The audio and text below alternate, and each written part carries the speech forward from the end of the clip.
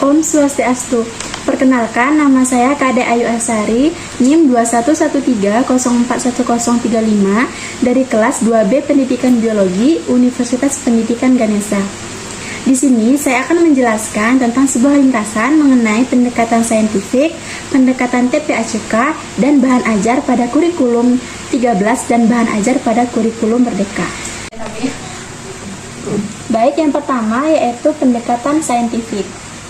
Apa sih itu pendekatan saintifik? Jadi, pendekatan saintifik ini disebut juga pendekatan berbasis proses keilmuan, di mana artinya proses untuk memperoleh pengetahuan secara sistematis. Di dalam konteks ini, tidak sulit menyatakan bahwa pendekatan saintifik berakar pada metode ilmiah atau scientific method. Sebuah konsep yang menekankan ilmu pengetahuan sebagai kata kerja daripada kata benda. Pendekatan saintifik itu sendiri merupakan prosedur atau proses, yaitu langkah-langkah sistematis yang perlu dilakukan untuk memperoleh pengetahuan yang didasarkan pada persepsi indrawi dan melibatkan uji hipotesis serta teori secara terkendali.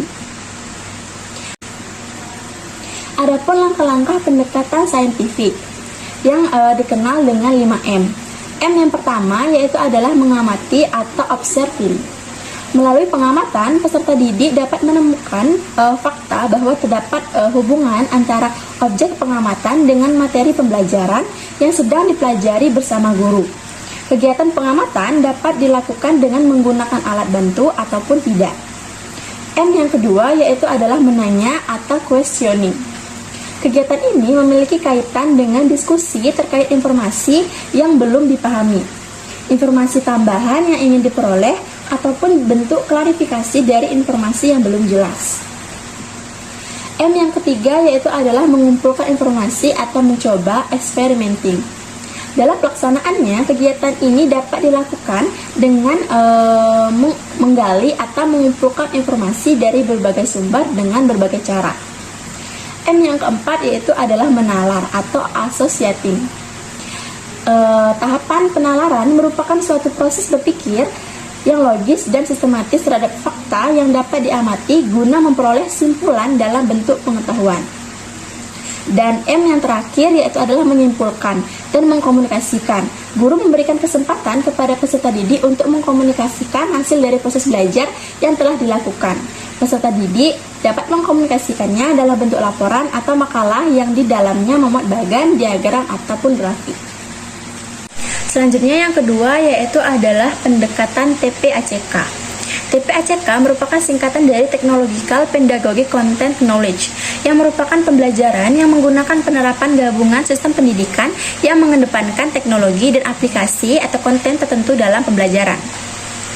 Konsep TPACK melibatkan 7 domain pengetahuan dikarenakan ada irisan atau sintesa baru, yaitu yang pertama ada pengetahuan materi atau content knowledge disingkat dengan CK, yaitu penguasaan bidang studi atau materi pembelajaran.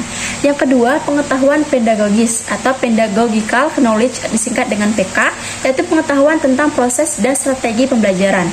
Yang ketiga yaitu adalah pengetahuan teknologi, yaitu technological knowledge atau TK, yaitu pengetahuan bagaimana menggunakan teknologi digital.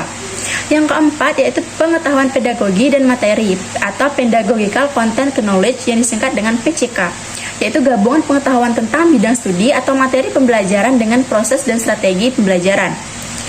Yang kelima yaitu adalah pengetahuan teknologi dan materi atau technological content knowledge yang disingkat dengan TCK, yaitu pengetahuan tentang teknologi digital dan pengetahuan bidang studi atau materi pembelajaran. Yang keenam yaitu pengetahuan tentang teknologi dan pedagogi atau technological pedagogical knowledge yang disingkat dengan TPK, yaitu pengetahuan tentang teknologi digital dan pengetahuan mengenai proses dan strategi pembelajaran. Dan yang terakhir yang ketujuh yaitu pengetahuan tentang teknologi, pedagogi, dan materi yang disingkat dengan Technological, Pedagogical, dan Content Knowledge atau TPCK, yaitu pengetahuan tentang teknologi digital, pengetahuan tentang proses dan strategi pembelajaran, pengetahuan tentang bidang studi atau materi pembelajaran. Baik, selanjutnya saya akan menjelaskan tentang bahan ajar. Bahan ajar itu sendiri yaitu adalah seperangkat materi atau substansi pembelajaran atau teaching material yang disusun secara sistematis, menampilkan sosok utuh dari kompetensi yang akan dikuasai siswa dalam kegiatan pembelajaran. Pada dasarnya berisi tentang pengetahuan, nilai, sikap, tindakan, dan keterampilan yang berisi pesan, informasi, dan ilustrasi berupa fakta, konsep, prinsip, dan proses yang terkait dengan pokok bahasa tertentu yang diarahkan untuk mencapai tujuan pembelajaran. Adapun jenis-jenis bahan ajar, yaitu bahan ajar visual. Contohnya yaitu seperti buku, modul, lembar kerja siswa, brosur, foto atau gambar. Dan yang kedua yaitu bahan ajar audio. Contohnya seperti kaset, radio, piringan hitam, dan compact disc audio. Yang ketiga bahan ajar audio visual. Contohnya seperti video compact disc dan film. Dan yang terakhir yaitu bahan ajar multimedia interaktif atau interactive teaching material seperti CAI atau Computer Assistant Instruction, compact disc atau CD, multimedia pembelajaran interaktif, dan bahan ajar berbasis web.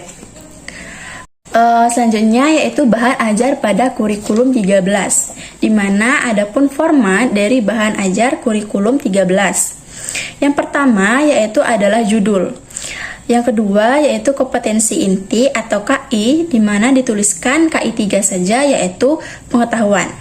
Yang ketiga yaitu kompetensi dasar dan indikator pencapaian kompetensi, yaitu KD pada KI 3. Yang ditulis hanya KD pada KI 3 karena hanya itu yang akan dibuatkan materinya. Selanjutnya yang keempat yaitu tujuan pembelajaran. Sesuai dengan indikator dengan memperhatikan multimedia interaktif, tujuan atau audience, behavior, reaction, degree CAI atau ABCD. Kemudian ada materi pembelajaran, multimedia yaitu judul materi, catatan materi tidak ditulis sesuai, tetapi memilih mana yang mau dikembangkan pada buku siswa. Yang terakhir yaitu daftar pustaka ataupun referensi. Dan yang terakhir yaitu bahan ajar pada kurikulum merdeka. Bahan ajar merupakan salah satu komponen penting yang menunjang tercapainya profil pelajar Pancasila dan capaian pembelajaran pada kurikulum merdeka.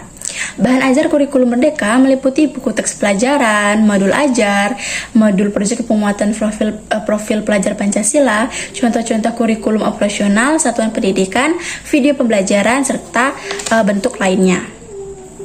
Adapun contoh bahan ajar yang disediakan oleh pemerintah dalam kurikulum merdeka yaitu sebagai berikut. Yang pertama, modul proyek penguatan profil pelajar Pancasila, di mana modul proyek penguatan profil pelajar Pancasila ini merupakan dokumen yang berisi tujuan, langkah, media pembelajaran, dan asesmen yang dibutuhkan untuk melaksanakan suatu proyek penguatan profil pelajar Pancasila. Pendidik memiliki kekuasaan untuk membuat sendiri, memilih, dan memodifikasi modul proyek yang tersedia sesuai dengan konteks, karakteristik, serta kebutuhan peserta didik. Yang kedua yaitu modul ajar.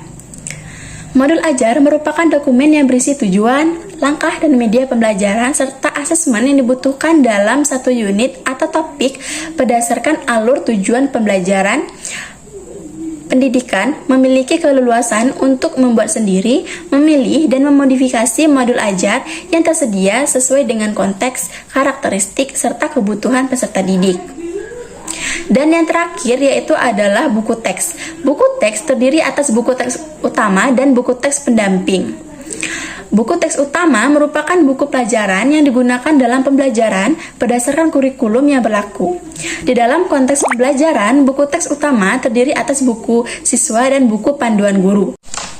Baik, sekian penjelasan dari saya mengenai ringkasan tentang pendekatan saintifik, pendekatan TPACK, dan bahan ajar pada kurikulum 13 dan pada kurikulum merdeka. Mohon maaf bila ada salah dalam penyampaian, dan saya akhiri dengan Paramasanti. Om Santi Santi Santi Om, dan terima kasih.